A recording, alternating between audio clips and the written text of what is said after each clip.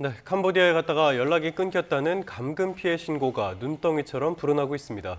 정부는 오늘 합동 대응팀을 급파하고 가용 자원을 모두 동원해서 총력 대응하겠다고 밝혔습니다. 홍정석 변호사와 함께 자세한 내용 짚어보겠습니다. 어서 오십시오. 어서 오십시오. 저는 이번 사태를 보면서 충격을 받았던 것 중에 하나가 외교부에서 이 상황의 심각성을 잘 모르고 있었다라고 이야기하는 게 좀 충격적이었거든요. 네. 결과적으로는 이런 것들이 어떤 대응 같은 거에 미흡한 대응 이런 것들을 불러온 것 같아요. 예, 그 관련 자료들을 보시면은 2022년만 해도 이런 감금 피해, 실종 감금 의심 사건이 캄보디아에 한 건에 불과했었습니다. 근데 23년에 17건, 그리고 작년에 220건으로 대폭 증가했는데 아까 앵커님 말씀처럼 외교부에서 이 사태의 심각성을 최근에야 인식하게 됐다. 여기에 대해서 저도 굉장히 놀란 상태고요. 올해는 특히 더 심해서 지금 1월부터 8월까지 외교부에 신고된 그 신고 건수가 339건에 이르는 상태입니다. 따라서 이 지금 사태가 굉장히 생각보다 굉장히 더 심각성이 높다 이렇게 보시는 게 좋을 것 같습니다. 네, 추정을 해보자면 외교부에서 왜 이렇게 이 사태의 심각성을 그때 깨닫지 못했을까요? 추정을 좀 해보자면요. 언론이나 이런 것들을 종합해봤을 때 일단 캄보디아 대사가 지금 봉석 상태에 이제 있는 것도 가장 큰 요인 중에 하나일 것 같고요. 왜냐하면 보고 체계 같은 것들이 대사가 없는 상태에서는 이런 사태가 제대로 보고가 안 됐을 가능성도 있고 우리나라 외교부의 전달이 제대로 안 됐을 가능성도 있기 때문에 그 순회진이 없다는 것이 가장 큰 원인이 아닐까 이렇게 생각이 들고요. 두 번째로는 이런 실종 감금에 대해서 사실상 인식 자체가 피해자라는 인식도 있지만 공동 범죄자들, 그러니까 공범이나 방조범에 해당하는 부분도 있기 때문에 우리나라 범죄자들이 늘어났다 현지에서 이런 인식 때문에 이것이 부각되면은 우리나라로서도 좋을 건 없지 않습니까? 따라서 이런 부분도 작용을 해서 이런 그 사실관계가 제대로 인식되지 않았고 우리 국민들이 알 수 있는 방법도 제대로 없었다. 이런 관점으로 보시면은 어떨까 싶습니다. 그렇게 말씀을 해주시는 걸 들어보면요, 확실히 상당히 많은 숫자 통계적으로 나타나고 있는데 이것도 정확하다고 보기는 어려울 것 같아요. 예, 그 외교부와 일단 경찰에서 발표한 숫자 자체도 틀립니다. 외교부에서는 아까 말씀드린 것처럼 작년에는 220건, 그리고 올해는 1월부터 8월까지 339건인데 경찰청에서 발표한 자료에 따르면은 작년부터 지난 13일까지 이런 캄보디아의 실종 감금 의심 사건 그 접수 건수는 143건이다 이렇게 나왔습니다. 그 해결 건수도 이제 비교가 되는데요. 외교부에서는 지금 작년에는 220건 중에 210건이 종결돼서 10건만이 안전 미화이군 남아 있고 25년도에는 260건이 종결이 돼서 70건 정도, 즉 작년부터 올해까지 80건 정도가 아직 미해결 상태라고 발표를 했는데 경찰청에서는 오히려 143건 중에 91건만 확인이 되고 52건이 수사 중이다. 따라서 외교부와 경찰청의 통계 숫자 자체도 맞지 않아서 우리나라 지금 관계부처끼리의 이런 공조가 제대로 이루어지고 있는 것인가 여기에 대해서도 한번 짚어볼 필요가 있을 것 같습니다. 네, 말씀하신 것처럼 인원 파악부터 좀 제대로 돼야 할 것 같은데요. 이런 가운데 캄보디아 경찰이 현지에서 온라인 스캔 범죄에 가담한 한국인을 현지에서 대대적으로 검거를 했다고 합니다. 그리고 아직 국내로 송환 전인 63명이 있는데 우리 정부도 이달 안에 한 달 내에 전원 귀국시키겠다 이런 방침인데 이들이 만약에 돌아온다면 어떤 처벌을 받게 됩니까? 이 처벌 조항들이 굉장히 복잡하고 많습니다. 그리고 가담 정도도 다 다를 것이고요. 왜냐하면 여기 범죄를 이제 주도해서 행위를 한 자들도 있을 테고 말씀하신 것처럼 강제로 또는 유인돼서 캄보디아에 가서 범죄에 가담한 지금 한국인들도 있는 것으로 봐야 될 텐데요. 이 관련된 범죄를 일단 좀 살펴보면 지금 이런 스캠 범죄 있지 않습니까? 뭐 로맨스 스캠, 뭐 여러 가지 스캠 범죄들이 지금 횡행하고 있는데 이 횡행하게 된 사실 경위는 코로나 때문으로 보셔도 좋을 것 같습니다. 왜냐하면 그 전에 이제 중국에서 굉장히 카지노 사업을 캄보디아에서 활발하게 했었는데 코로나 때문에 카지노 사업이 이제 불황에 접어들지 않았습니까? 따라서 중국 그 자본들이 대체 수단으로 대체 사업으로 이런 스캠 사업을 이제 펼치게 된 경위를 좀 아셔야 될 것 같고요. 예. 관련해서 스캠 범죄로 인해서 처벌받는 우리나라 법령은 형법상 일단 사기죄, 347조의 사기죄에 의해서 10년 이하의 징역이나 2천만 원 이하의 벌금. 그리고 두 번째는 전기통신 금융사기 특별법 위반에 해당하는 범죄에 해당할 수 있습니다. 이 범죄는 3년 이상의 징역 또는 30년 이하의 징역, 여기에 이제 해당하는 아주 중한 범죄라고 보시면 될 것 같고요. 또한 자금 세탁이나 범죄 수익 은닉에도 해당될 수 있습니다. 이 부분도 5년 이하의 징역 또는 3천만 원 이하의 벌금인데, 이 부분은 이제 말씀드린 것처럼 스캠 범죄 자체에 적용될 수 있는 이제 범죄 사실이고요. 더 중요한 것은 사실 지금 우리 안타깝게 대학생이 목숨을 잃지 않았습니까? 예. 이 부분에 관련된 것들을 보시면은 우리나라 형법상 288조, 289조에 약취, 유인, 인신매매 조항이 있습니다. 예. 따라서 이렇게 잘 모르는 이런 약간 청년 실업자들을 이제 유인해서 그리고 또는 좀 약취, 그러니까 좀 폭행이나 협박을 일삼는 행위인데요. 그런 행위들로 인해서 유인해서 감금시키는 범죄, 여기에도 이제 해당될 가능성이 높고요.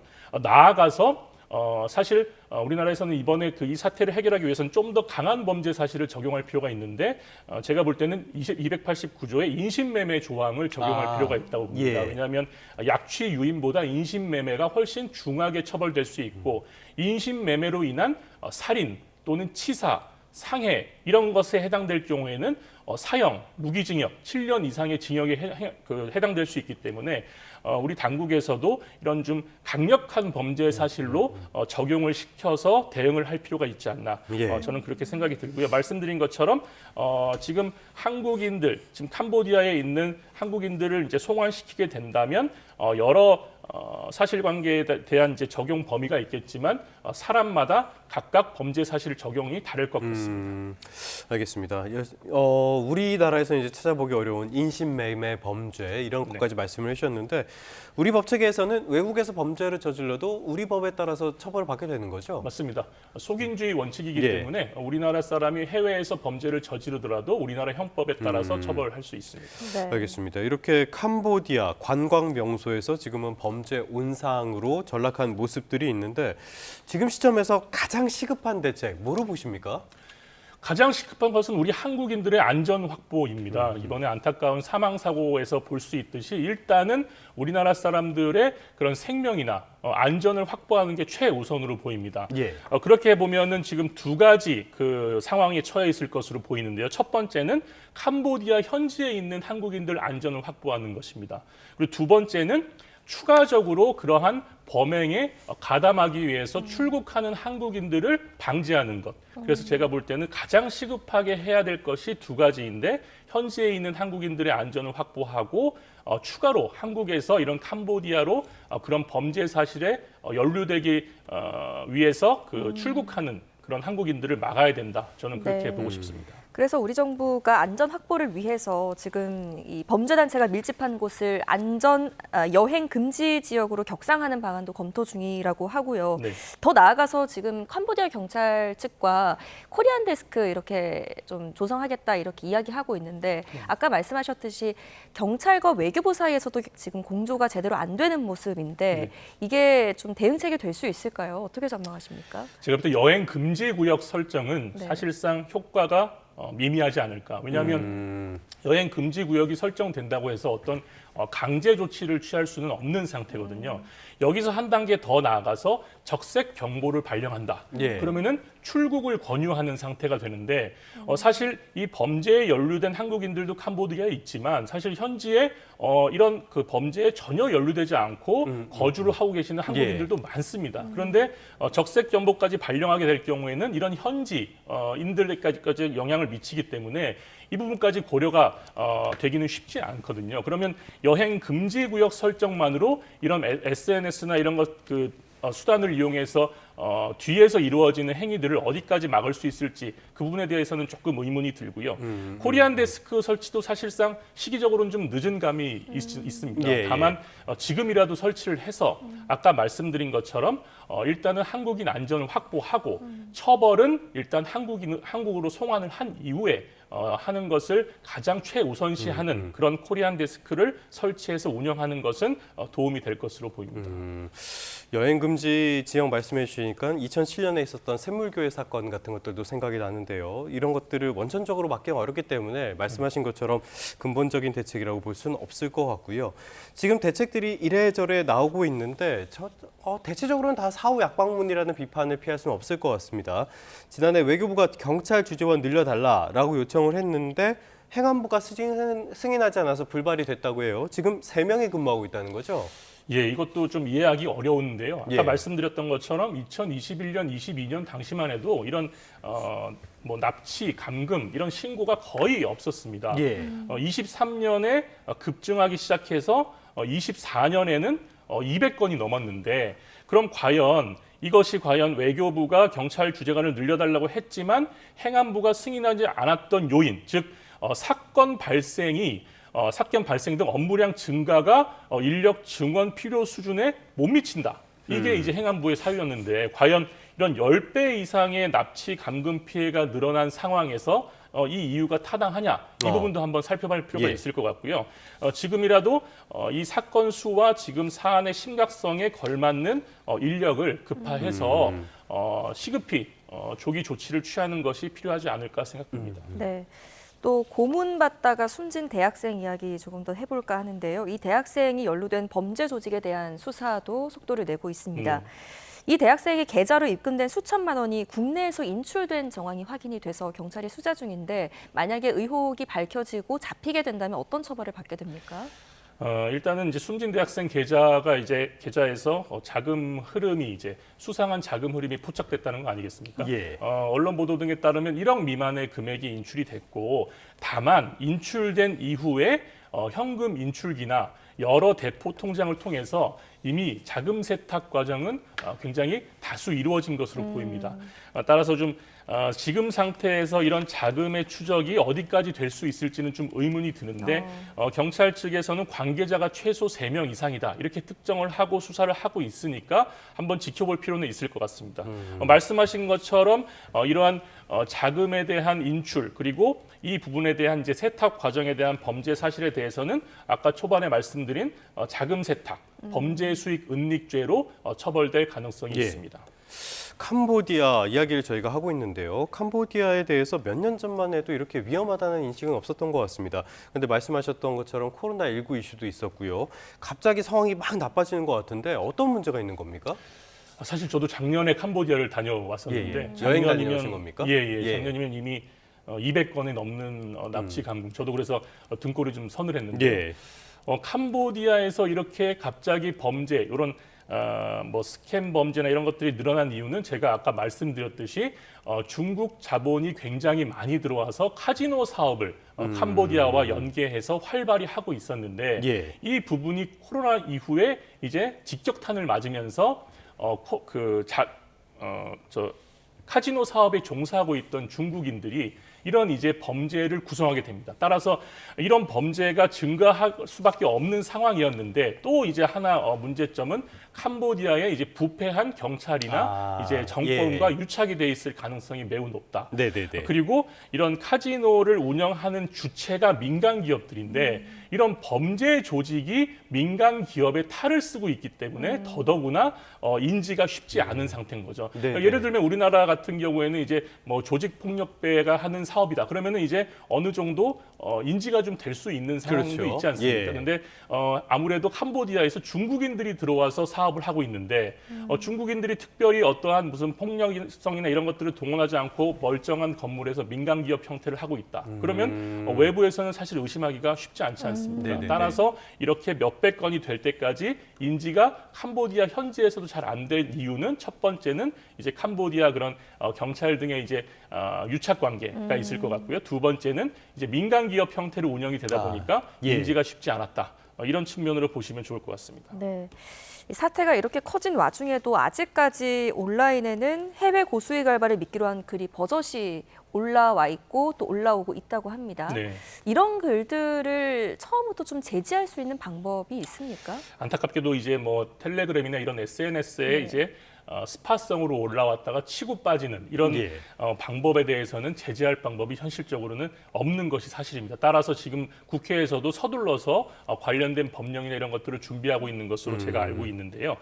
이 부분에서는 이제 제가 볼 때는 미국에서 최근에 캄보디아 내에 온라인 사기 및 불법 행위 연루된 개인이나 단체에 대한 강력한 제재를 발표한 바 있거든요.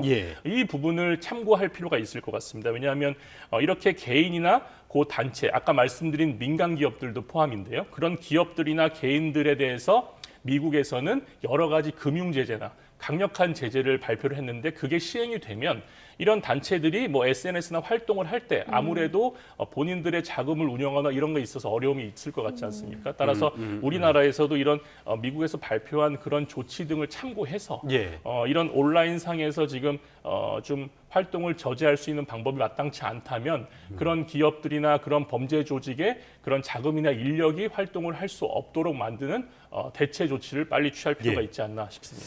자, 그런데 법령이 생긴다고 해서 이거를 원천적으로 막을 수 있을지 이런 것들은 불가능하지 않을까라는 생각이 들거든요. 자, 일단 기본적으로 본인이 본인의 안전을 지키기 위해서 이런 상황들이 반복이 되고 있는데 어떤 것들을 주의해야 될까요? 사실 이 범죄의 대상이 참 안타까운 것이 이제 한 번도 취업을 해보지 못하거나 아니면 취업을 했다가도 실업 상태에 놓인 우리 청년들의 집중이 되고 있는데요. 아무래도 직장 생활을 오래 하지 못하다 보니까 어느 정도 일을 하면 어느 정도의 대가를 받을 수 있는지에 대한 인식이 명확치 않은 것 같습니다. 따라서 그런 SNS에 올라온 글들을 봤을 때 본인이 봤을 때 이러한 노동 행위를 했을 때의 대가치고는 굉장히 크다. 그리고 처음에 취업도 하지 않았는데 항공권을 제공한다, 숙소를 제공한다, 어떠한 편의를 제공한다. 사실 우리나라 기업들 입장에서는 그렇게 하는 것은 거의 보기 힘들거든요. 없죠. 네, 그래서 그런 것들에 대해서 아주 상식적인 수준에서 과연 이 회사가 정상적인 회사인지 그리고 이제는 이제 우리 당국에서도 인식을 하고 이런 대상 업체들이나 조직에 대해서 정보를 이제 빨리 업데이트를 할 것이기 때문에 이런 것들을 보고 혹여나 주변의 권유나 이런 것들을 받았을 때 좀 더 확인하는 조치를 주변에 전문가까지는 아니어도 조금 이런 부분에 대해서 인지하실 수 있는 분들한테 조언을 받고 행동을 하는 것이 필요하지 않나 싶습니다. 네, 꼭 기억하셔야겠습니다. 자, 앞서서도 잠시 지적을 했지만 이 신고를 해도 대사관이나 경찰이 뭐 인력 문제나 시스템 문제로 인해서 소극적 대응을 하다 보니까 민간이 운영하는 범죄단체 추적 자경단까지 등장을 해서 사적 제재 이야기 나오고 있습니다. 이런 부분에 대해서는 변호사께서 어떻게 보십니까? 굉장히 위험한 행위로 보입니다. 왜냐하면 아까 말씀드린 것처럼 캄보디아에는 선량하게 지금 그 해외에서 그 현지 생활을 하고 계시는 그 교민들도 계시는 상태고 이런 범죄는 특정 지역에 한정돼 있고 특정 인원들에 한정돼 있는데 이런 자경단 활동을 빌미로 해서 본인이 가서 어떠한 것을 해결해 보려고 하다 보면 본인도 당연히 범죄 대상에 포함될 가능성이 높고 그러다 보면 그 대상들이 늘어나고 그리고 그런 행위를 통해서 그런 조직단체나 범죄단체들의 어떠한 빌미를 주거나 협상의 여지를 남기는 그런 행위를 함으로써 우리나라 당국이 뭔가 이런 범죄 사실을 해결하는 데 어려움을 줄 수 있기 때문에 그런 부분에서는 삼가해 주실 것을 권고드리겠습니다. 알겠습니다. 캄보디아 사태 계속 심각해지고 있는데요. 저희도 지켜보면서 계속 관련된 소식 전해드리도록 하겠습니다. 지금까지 홍정석 변호사와 함께했습니다. 오늘 말씀 고맙습니다. 감사합니다.